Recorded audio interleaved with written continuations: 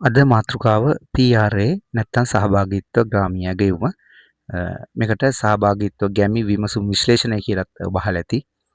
PRA කියලා කියන්නේ Participatory Rural Appraisal කියන එක කෙටියෙන්. ඒ අනුව PRA කියන සංකල්පය මෙවලම සැලසුම් කරන්නේදී ඉතාමත්ම අත්‍යවශ්‍ය මෙවලමක්. විශේෂයෙන්ම මේකත් අවශ්‍ය වෙන්නේ අපිට ගැටලු හඳුනා ගැනීම සඳහා. ඔබට මතක ඇති ප්‍රොබ්ලම් ට්‍රී එක සහ ෆිෂ් බෝන් ඩයග්‍රෑම් එක ගැන අපි කතා කළා. ඒ දෙකේදී බොහෝ විට ගැටලුවට බලපාන හේතු මොනවද කියන එක හඳුනා ගැනීම සහ ඒකට විසඳුම් සෙවීම තමයි සිද්ධ වෙන්නේ. නමුත් PRA එකක් නැත්නම් Participatory Rural Appraisal එකක් යටතේ කරන්නේ විශේෂයෙන්ම ගම්මානයක නැත්නම් ග්‍රාමීය ප්‍රදේශයක තියෙන ගැටලු මොනවද කියන එක හඳුනා ගැනීම. මේක ගැටලුවට හේතු හඳුනා ගැනීමට වඩා ගැටලු හඳුනා ගැනීමට අපි භාවිතා කරන මෙවලමක්. මේ පිළිබඳව අපි කතා කරමු. සහභාගීත්ව ග්‍රාමීය ඇගයුම දිළිඳුකම් පිටු දැකීම සඳහා එවකට තිබුණු සංවර්ධන ආකෘතිය තුළ හඳුනාගත් දුර්වලතා අවම කරන්න, ඒ වගේම ජනතා සහභාගීත්වය සහ ජනතාවට මූලිකත්වය දෙන වැඩසටහන් ක්‍රියාත්මක කිරීම සඳහා 1970 දශකයෙන් පස්සේ ආරම්භ කරපු ක්‍රමවේදයක් විදිහට හඳුන්වන්න පුළුවන්. අපි මේකට සහභාගීත්ව ග්‍රාමීය ඇගයුම කියලා හඳුන්වනවා මෙම ක්‍රමවේදය. විශේෂයෙන්ම ග්‍රාමීය මට්ටමේ ව්‍යාපෘති සැලසුම් කිරීමේදී ග්‍රාමීය ජනතාවගේ සක්‍රිය සහභාගීත්වය ලබා ගැනීම පිණිස තමයි මෙම ක්‍රමවේදය භාවිතා කරන්නේ. මේක 1970 පස්සේ බොහෝ රටවල භාවිතා කරපු ක්‍රමවේදයක් විදිහට හඳුන්වන්න පුළුවන්. විශේෂයෙන්ම මෙහිදී ග්‍රාමීය සංවර්ධන ගැටලු හඳුනා ගන්න එකත් ඒවට අවශ්‍ය විසඳුම් ජනතාව අතරින්ම හඳුනා ගන්න එකත් ඒ අවශ්‍ය සැලසුම් සකස් කිරීමත් සඳහා තමයි මේ PR එකක් අපි භාවිතා කරනු ලබන්නේ. මේ සඳහා නිර්වචන කිහිපයක් තියෙනවා. නිර්වචන ඉදිරිපත් කළ බෙන්ජමින් ඩගොදින් කියන අය මේකට නිර්වචනයක් ඉදිරිපත් කළ තිබුණා. කිසියම් ව්‍යාපෘතියක් සැලසුම් කිරීම, කළමනාකරණය කිරීම යන අවස්ථාවලදී වගකීම සහ කාර්යයන් අර්ථවත් පරිදි බෙදා ගැනීම සහභාගීත්ව සංවර්ධනය කියලා තමයි බෙන්ජමින් ඩගොදින් මේක නිර්වචනය කළේ. ඒ වගේම විල්ෆ්‍රඩ් කරුණාරත්න මහත්මයා ලාංකිකයෙක්, ඔහු ඉදිරිපත් කළ නිර්වචනයක් මෙන්න මෙහෙම: විවිධ බලවේගයන් විසින් කාලයක් තිස්සේ යටපත් කරනු ලැබ තිබූ බෙලහීන ජනතාවගේ සැඟවුණු නිර්මාණාත්මක කුසලතාවයන් සාමූහික ප්‍රයත්නයක් මගින් ඉස්මතු කර ගනිමින් ඔවුන්ට වාසිදායක වන අයුරින් පවත්නා තත්ත්වයේ වෙනසක් ඇති කිරීමෙන් ඔවුන්ම කර්තෘත්වය බිහිවන සංවර්ධන ක්‍රියාවලිය සහභාගීත්ව සංවර්ධනය කියලා තමයි විල්ෆ්‍රඩ් කරුණාරත්න මහත්මයා සඳහන් කරන්නේ. ඒක මම හිතන්නේ ලොකු අදහසක් අපිට ලබා ගන්න පුළුවන්. එහෙමනම් සහභාගීත්ව සංවර්ධනය කියලා කියන්නේ සංවර්ධන ක්‍රියාවලියේ සැලසුම් කිරීම පිළිබඳව තීරණ ගැනීමේ ඉඳලා ඇගයීම් අවධිය දක්වා සියලුම කාර්යයන්ට සංවර්ධනයේ ප්‍රතිලාභීන්ගේ කාරණාවට අදාළ ප්‍රතිලාභීන්ගේ ක්‍රියාකාරී සහභාගීත්වය වගේම රජය, බාහිර ආයතන, ආධාරක ආයතන වැනි ආයතන වලින් අවශ්‍ය සහාය සැපයීම සහභාගීත්ව සංවර්ධනය කියලා අපි හඳුන්වනවා. එතකොට ඔබට පැහැදිලි මිනිසුන් සහ මේ මිනිසුන්ට පහසුකම් සපයන සියලුම ආයතන සංවිධාන රජය කියන කණ්ඩායම සමස්තයක් විදිහට අරගෙන ඒගොල්ලොන්ගේ සහභාගීත්වයෙන් සංවර්ධනය කරා යාම තමයි සහභාගීත්ව සංවර්ධනයක් කියලා අපි හඳුන්වන්නේ. එතකොට මේ සහභාගීත්ව සංවර්ධනයේ මූලික ලක්ෂණ තමයි වැඩසටහන හඳුනා ගැනීම, ඒ වගේම සැලසුම් කිරීම සහ ක්‍රියාත්මක කිරීම, ඒ වගේම ප්‍රතිලාභ භුක්ති විඳීම සහ ඇගයීම කියන මේ සියල්ලම ප්‍රජාව සම්බන්ධ වෙලා සිදු කිරීම මේකේ මූලික ලක්ෂණයක්. ඒ වගේම පහළ සිට ඉහළට නැත්නම් අපි කියනවා bottom to top කියලා පහළ සිට ඉහළට විහිදී යන රටාවකට අනුව වැඩසටහන් ක්‍රියාවට නැංවීම මෙහි තියෙන අනෙකුත් මූලික ලක්ෂණය. ඒ වගේම ප්‍රතිලාභීන්ගේ නැත්නම් ඒ ග්‍රාමීය ප්‍රජාවගේ නිර්මාණාත්මක හැකියාවන් සහ ඔවුන් ප්‍රජාතාන්ත්‍රිකව ඔවුන්ගේ දායකත්වය ලබා ගැනීම සහ දේශීය සම්පත් සහ තාක්ෂණය උපයෝගී කර ගැනීම තමයි මෙහි අනෙකුත් මූලික ලක්ෂණ විදිහට අපිට හඳුනා ගන්න පුළුවන් වෙන්නේ. සහභාගීත්ව සංවර්ධනයේ අරමුණු මොනවද කියලා අහුවොතින් මේකේ අරමුණු තමයි මූලික අවශ්‍යතා සපුරාලීම ප්‍රධානම අරමුණ. ඒ වගේම ප්‍රජාවගේ නිර්මාණාත්මක හැකියාවන් එළියට ගන්න එක මේකේ අරමුණක්. ඒ වගේම ප්‍රජාවට ස්වයං විශ්වාසයක් සහ ඔවුන්ගේ ස්වශක්තිය පිළිබඳව හැඟීම ඇති කිරීම මෙහි තවත් අරමුණක්. ඒ වගේම සමාජ සාධාරණත්වය ඇති කිරීම මෙහි අරමුණක්. ඒ වගේම කාන්තාව සවි බල ගැන්වීම මෙහි තව අරමුණක්. ඒ වගේම ජනතාවගේ සහභාගීත්වය ග්‍රාමීය ජනතාවගේ සහභාගීත්වය උපරිමයෙන් ලබා ගැනීම මෙහි එක අරමුණක්. ඊට අමතරව ස්වාධීනත්වය සහ සහයෝගීතාවය ඇති කිරීම මෙහි අරමුණක්. ඒ වගේම පරිසර සංරක්ෂණය කෙරෙහි අවධානය යොමු කිරීම මෙහි තවත් අරමුණක්. මෙන්න මේවා තමයි PR එකක තියෙන නැත්නම් සහභාගීත්ව සංවර්ධනයේ තියෙන අරමුණු විදිහට අපි හඳුන්වන්නේ. සහභාගීත්ව සංවර්ධනය සඳහා පදනම් වන මූලධර්ම තමයි ප්‍රධාන වශයෙන් ජනතා මූලික භාවය නැත්නම් ජනතාව තමයි මේකේ මූලිකත්වය ගන්න කියන කාරණාව. ඊළඟට විමධ්‍යගතකරණය කියලා කියන මෙන්න මෙතෙන්දී සඳහන් වෙන්නේ ප්‍රජාවගේ අවශ්‍යතා ආයතන වෙත යොමු කිරීමත් ඒ ආයතන ප්‍රජාවට තමන්ගේ ප්‍රතිචාර නැත්නම් තමන්ගේ සේවා ලබා දීමත් කියන කාරණා විමධ්‍යගත වෙනවා නැත්නම් ඒවා බෙදිලා යනවා ප්‍රජාව වෙත සහ ආයතන වෙත. අන්න ඒක තමයි මේ විමධ්‍යගතකරණය කියලා කියන්නේ. ඒ වගේම තවත් මූලධර්මයක් තමයි බාහිර සභිකයන්ගේ කාර්ය කියන මූලධර්මය. ඒ කියන්නේ වෙනත් අපිට ආධාරක ආයතන වෙන්න පුළුවන්, වෙනත් මේ අපේ PR එකට සම්බන්ධ වෙන්න, අපේ ව්‍යාපෘතියට සම්බන්ධ වෙන වෙනත් ආයතන වෙන්න පුළුවන්, වෙනත් සංවිධාන වෙන්න පුළුවන්, රජය වෙන්න පුළුවන්. අන්නේ බාහිර සභිකයන්ගේ කාර්යභාරයට ප්‍රධානම තැනක් හිමි වෙනවා. මේකේ මූලධර්ම අතර ප්‍රධානම කාරණාවක් තමයි ඒක. අනිත් එක තමයි කුඩා කණ්ඩායම් ප්‍රවේශය. ඔබ දන්නවා කුඩා කණ්ඩායම් ග්‍රාමීය වශයෙන් ඉතාමත්ම ශක්තිමත්ව ක්‍රියාත්මක වෙනවා.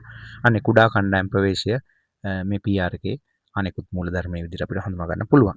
එතකොට PR එකක් අපි භාවිතයට ගන්නේ මොන අවස්ථාවලදීද? විශේෂයෙන්ම ගැටලු හඳුනා ගන්න තමයි PR එකක් පාවිච්චි කරන්නේ. අපි කතා කළා. එතකොට මොන වගේ ගැටලුද? සම්පත් පිළිබඳව තියෙන ගැටලු හඳුනා ගන්න මේක පුළුවන්. ඒ වගේම මූල්‍ය පැත්තේ තියෙන ගැටලු හඳුනා ගන්න පුළුවන්. ඒ වගේම සහභාගීත්වයේ තියෙන ගැටලු මිනිසුන්ගේ එළඹවීම පිළිබඳ ගැටලු හඳුනා ගන්න පුළුවන්. ඒ වගේම අරමුණු හා පරමාර්ථයන් ඉටු කර ගැනීමට අවශ්‍ය සම්පත් සහ තියෙන බාධාවන් මොනවද කියලා අපිට මේක හඳුනා ගන්න පුළුවන්. ඒ වගේම ආර්ථික, සමාජීය හා දේශපාලන ගැටලු හඳුනා ගන්න පුළුවන්. ඒ ගැටලු හඳුනා ගැනීම. ඒ වගේම ගැටලු හඳුනා ගැනීමට අමතරව අපිට මේක භාවිතයට ගන්න පුළුවන් අවශ්‍යතා හඳුනා ගන්න ඔබ දන්නවා. ගැටලුවක් සහ අවශ්‍යතා අතර වෙනසක් තියෙනවා. අපේ තියෙන මිනිසුන්ගේ අවශ්‍යතා අනුව මොනවද අවශ්‍යතා කියන එක හඳුනා ගැනීමටත් මේක පාවිච්චි කරනවා. ඊට අමතරව ඒ ග්‍රාමීය ප්‍රදේශවල ශක්්‍යතාවය කොහොමද ව්‍යාපෘති ක්‍රියාත්මක කරන්න කියන එකට ශක්්‍යතා අධ්‍යයනයටත් මේක භාවිතා කරනවා PR එක. විශේෂයෙන්ම ප්‍රමුඛතා හඳුනා ගැනීම නැත්නම් ප්‍රයොරිටි කරන්න PR එක අපි භාවිතා කරනවා. මිනිසුන්ගේ සහභාගීත්වයෙන් තමයි අපි ව්‍යාපෘති ප්‍රමුඛතාගත කරන්නේ. ඒක තමයි මෙහිදී මේ සඳහන් කරන්නේ. ඊට අමතරව ව්‍යාපෘති අදහස් ලබා ගැනීම, ඒ වගේම ව්‍යාපෘතිය සැලසුම් කිරීම කියන දේවල් වලට අපි PR එක භාවිතා කරනවා. ඊට අමතරව මෙහෙයුම් හා ඇගයුම් ක්‍රමවේද කොහොමද කරන්නේ කියන එකටත් අපි ඒ සඳහා අවශ්‍ය සහාය ලබා ගැනීමටත් මේ PR කියන මෙවලම භාවිතා කරනවා. එතකොට PR එකක් කරන්නේ කොහොමද? මොකක්ද මෙහි පියවරවල් කියන අපි දැනගන්න ඕන. PR එකක් කියලා කියන්නේ ගමක විශේෂයෙන් ග්‍රාමීය ප්‍රදේශයක ජනතාව ඒක රාශී කරගෙන එක තැනකට හරි යම් ක්‍රමවේදයකට ඔවුන්ගේ ගමේ ඒ ග්‍රාමීය ප්‍රදේශවල තියෙන ගැටලු හඳුනා ගන්න තමයි මේක පාවිච්චි කරන්නේ. ඒකට මේ ප්‍රජාවගේ අදහස් අරගෙන තමයි මේක කරන්නේ. ඒත් එක මම කිව්වේ අපිට ඒ සඳහා අවශ්‍ය වෙන අනිකුත් බාහිර ආයතනත් අපි මෙතන සම්බන්ධ කරගන්නවා. නමුත් මේ බාහිර ආයතන රජය වෙන්න පුළුවන්, වෙනත් NGO වෙන්න පුළුවන්, සංවිධාන වෙන්න පුළුවන්.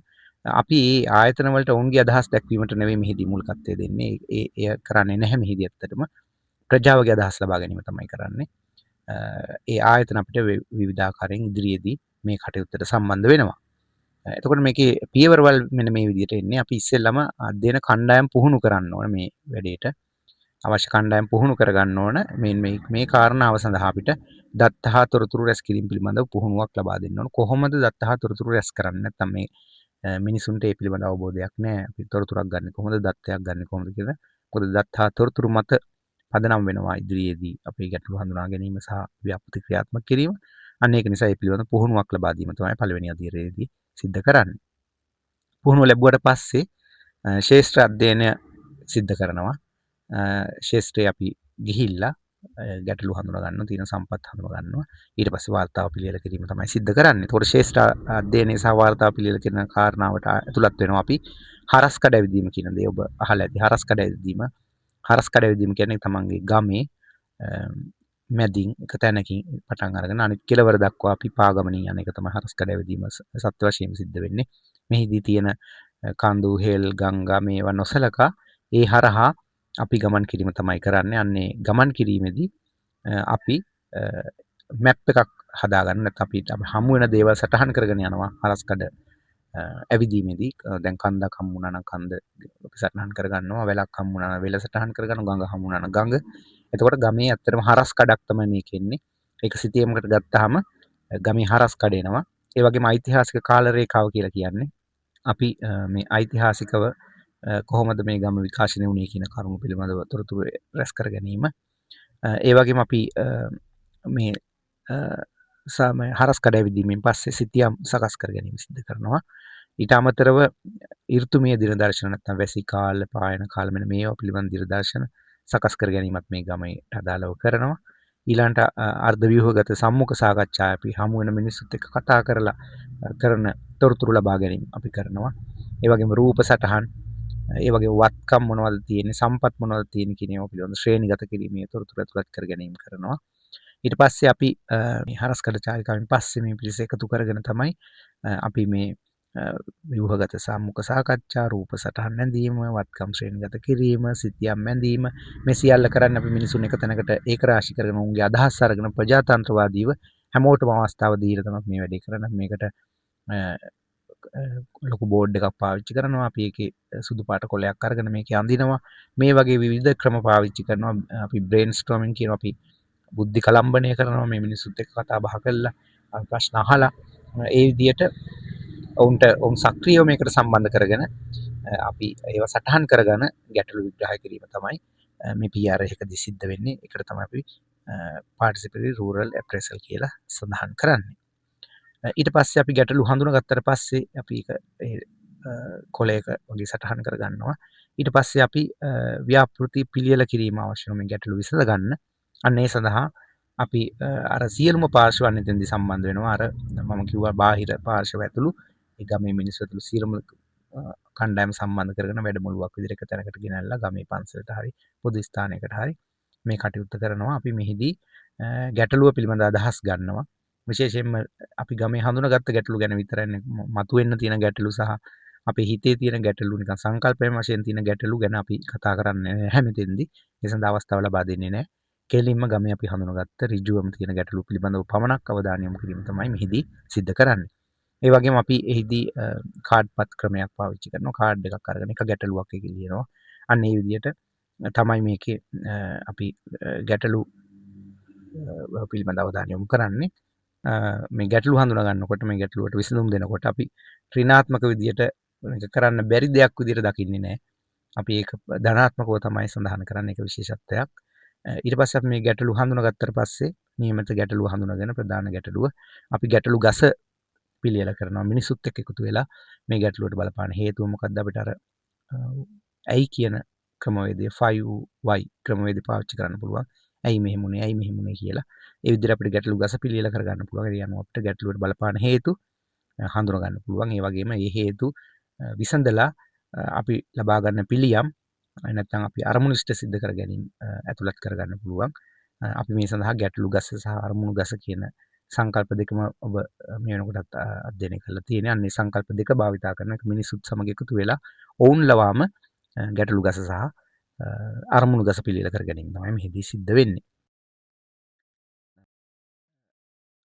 මේ ආකාරයට අපි PR එකේ හොයාගත්ත ගැටලු වලට හේතු හොයාගෙන ඒ වගේම මේ ගැටලුවේ ප්‍රතිඵල හඳුනා ගන්නවා ගැටලු ගසේදී.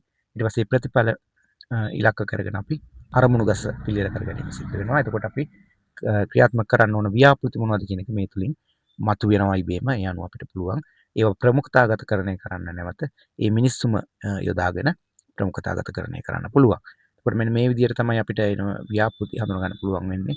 මෙන්න මේ විදිහට හඳුනා ගන්න ව්‍යාපෘති තමයි අපි ඉස්සරහට ගේන්නේ. විශේෂයෙන් ඊට පස්සේ අපි ඒවා ප්‍රයොරිටි කරලා මූලිකත්වය ප්‍රමුඛතාවය දීලා මුලින් කරන්න ඕන ව්‍යාපෘති මොනවද කියලා මහ ජනතාවගේම අදහස් අරගෙන ගම්වාසීන්ගේම අදහස් අරගෙන ඒක ක්‍රියාත්මක කිරීම තමයි සිද්ධ වෙන්නේ. අන්න එතෙන්දී අපි නැවතත් අර බාහිර ආයතන අපිට සම්බන්ධ වෙන සීලම වෙනස් සංවිධානවල සහාය මේ සඳහා ලබා ගන්න. ඔවුන් කොහොමද මේකට මැදිහත් වෙන්නේ කියන එක. එතකොට ප්‍රජාවට ඒත්තු ගැන්වෙනවා මේ ආයතන කොහොමද අපේ ගැටලු විසඳන්න මැදිහත් වෙන්නේ කියන එක. අපේ ගමේ තියෙන ගැටලුව විසඳ ගැනීමත් අර ගමේ තියෙන මිනිසුන්ගේ විශ්වාසය මේ ව්‍යාපෘතිය කෙරෙහි සහ මේ සංවිධානය කෙරෙහි ගොඩනගා ගැනීමත් තමයි මේ PR එකක් යටතේ සිද්ධ කරන්නේ. ඔබට දැන් පැහැදිලි ඇති PR එකක් කියන්නේ මොකක්ද? කොහොමද PR එකක් කරන්නේ? PR එකකින් කොහොමද ගැටලුවක් විසඳගන්නේ? ඒක කොහොමද මිනිස්සුන්ගේ විශ්වාසය ගොඩනගා ගන්න කියන කාරණාව. එතකොට මේක බොහෝ විට දුගී රටවල නැත්නම් ග්‍රාමීය ප්‍රදේශවල ඉතාමත්ම සාර්ථකව භාවිතා කරන්න පුළුවන් ක්‍රමවේදයක්. ඇතැම් විට දියුණු ප්‍රදේශවලදී අසාර්ථක වෙන්න පුළුවන් මේක භාවිතා කිරීම. එතරම් ඵලදායී නොවෙන්න පුළුවන්. ප්‍රජා සහභාගීත්වය අවම වෙන්න පුළුවන් ඒ වගේ ප්‍රදේශවලදී විශේෂයෙන්ම ග්‍රාමීය ජනතාව ඉලක්ක කරගෙන සංවර්ධන වැඩසටහන් හඳුනා ගන්න, ගැටලු හඳුනා ගන්න සහ ඒවා ක්‍රියාත්මක කරන්න ඉතාමත්ම යෝග්‍ය ක්‍රමවේදයක් විදිහට අපිට හඳුන්වන්න පුළුවන්. එහෙමනම් බොහොම ස්තුතියි. අපි නැවත දවසක හමු වෙමු.